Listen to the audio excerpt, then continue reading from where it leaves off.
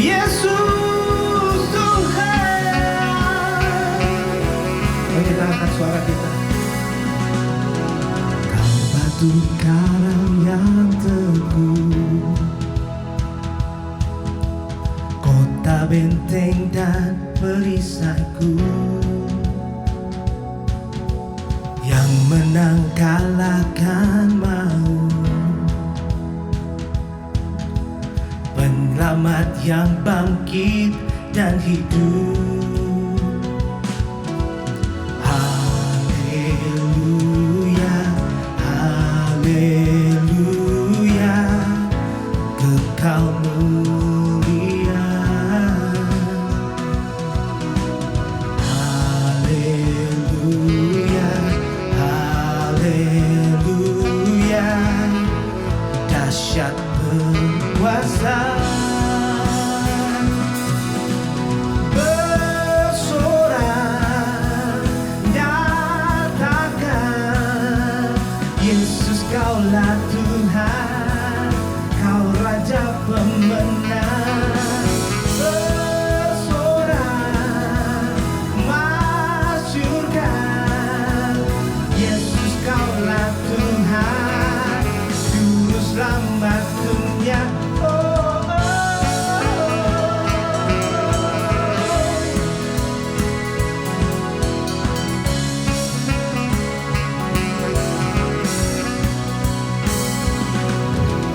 Kau Yesus batu penjuru, darimulah keselamatanku. Yang menang kalahkan maut, penyelamat yang bangkit dan hidup. Haleluya, haleluya, kekal mulia. Haleluya,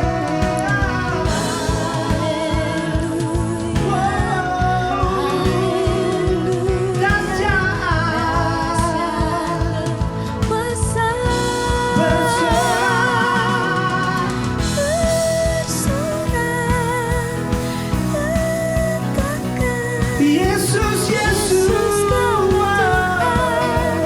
Kau Raja pemenang. Bersorak masyurkan, Yesus kaulah Tuhan, Juru Selamat dunia.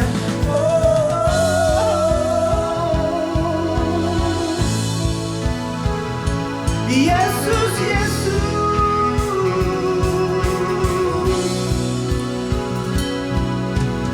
agung dan perkasa, megah dan berjaya. Yesus Tuhan, Yesus Tuhan, tempat perlindungan, tubuh pertahanan. Yesus Tuhan, Yesus Tuhan, bersorak nyatakan, Yesus kaulah Tuhan, kau Raja pemenang. Bersorak masyurkan, Yesus, Yesus, Juru Selamat dunia. Agung dan perkasa, megah dan berjaya. Yesus Tuhan, Yesus Tuhan, tempat perlindungan, tubuh pertahanan. Yesus Tuhan, Yesus Tuhan.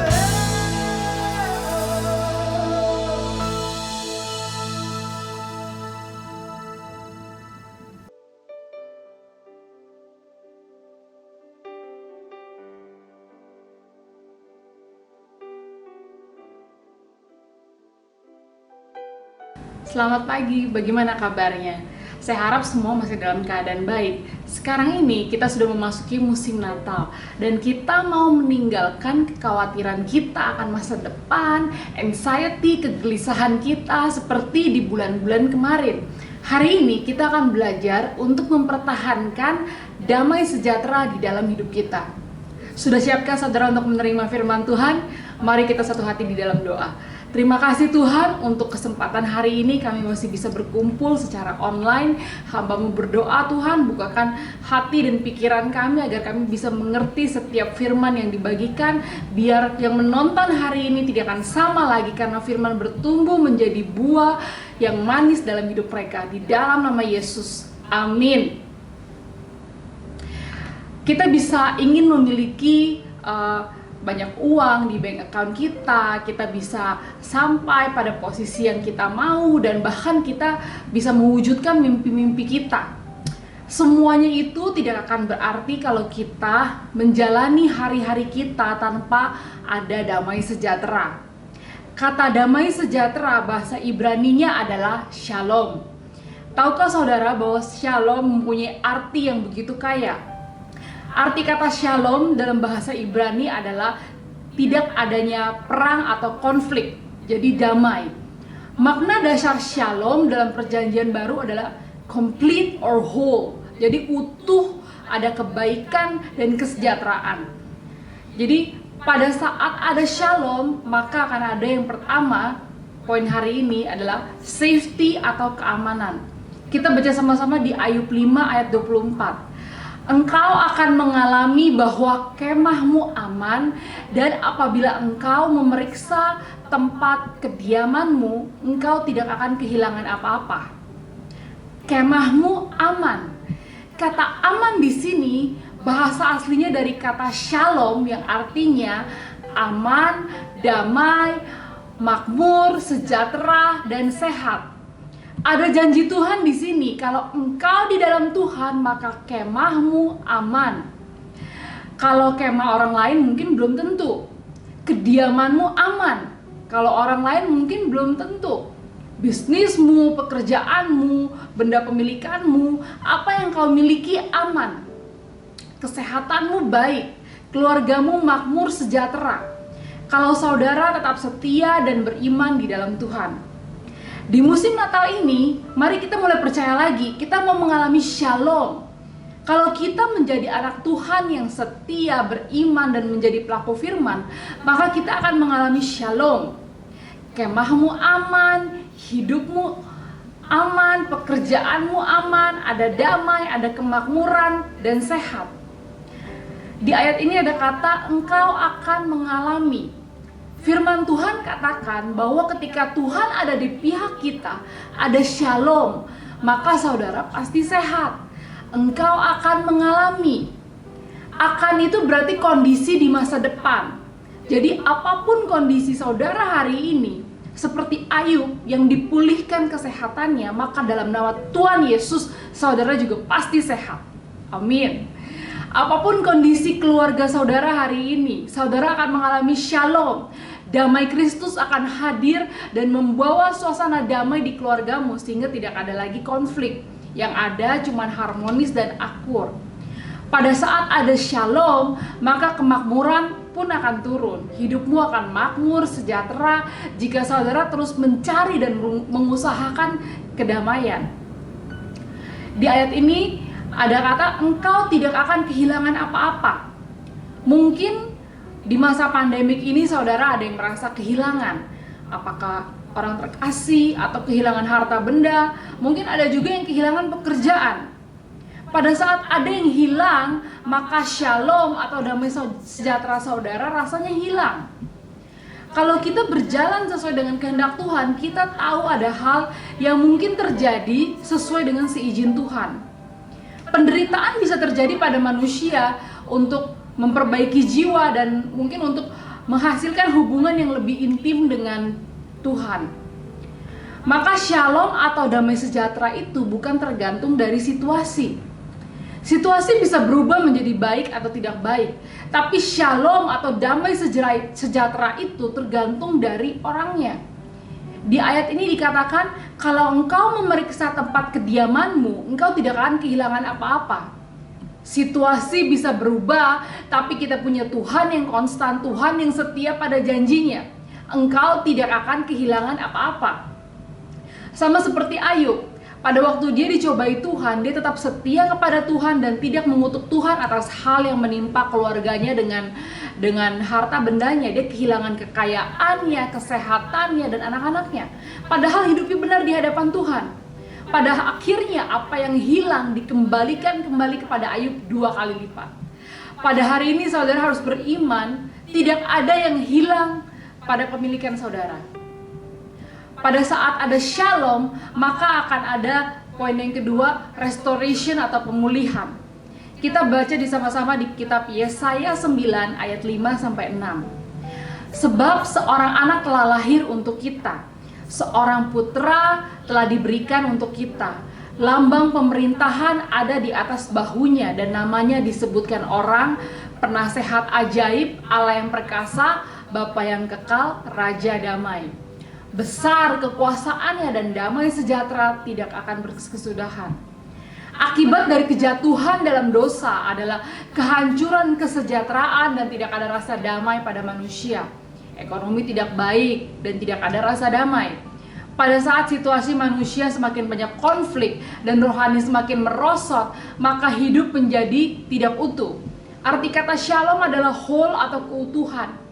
Untuk memperbaiki sesuatu yang hilang, maka harus ada yang di-restore, harus ada yang dikembalikan kembali. Nabi Yesaya memberikan nubuat ini karena dia menanti-nantikan datangnya Raja Damai. Dia katakan bahwa akan ada Raja Damai yang lahir dan damai sejahteranya tidak berkesudahan. Kelahiran Yesus ini akan memperbaiki semua yang rusak dan memulihkan semua yang terluka. Kelahiran Yesus ini akan memperbaiki hubungan yang rusak antara manusia dengan penciptanya. Makanya pada bulan Desember kita memperingati kelahiran Yesus yang merestore, memperbaiki hubungan kita yang rusak dengan Tuhan. Allah merencanakan pemulihan shalom atau damai sejahtera dengan Yesus mati di kayu salib gantikan dosa kita. Pada musim Natal ini, saudara mungkin ada yang merasa jauh dari Tuhan. Saudara melakukan apa saja untuk kesenangan hati saudara. Tidak ada spend time waktu untuk Tuhan. Hadirat Tuhan rasanya sudah begitu jauh.